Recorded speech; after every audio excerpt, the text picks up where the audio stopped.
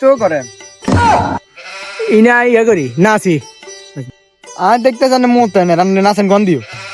তো দেখলে আবার জি গেলি গিলে রে তোর তো আমি সকাল তোর কটা বাজে তুই শাস্তি বলি তুই তাই লাগলি গিলে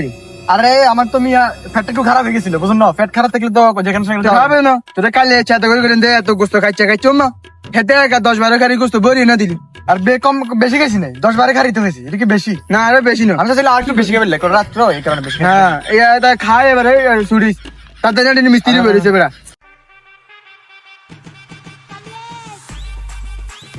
বাদেছি আমরা তো টাকা বের করে দিলাম কথা বলি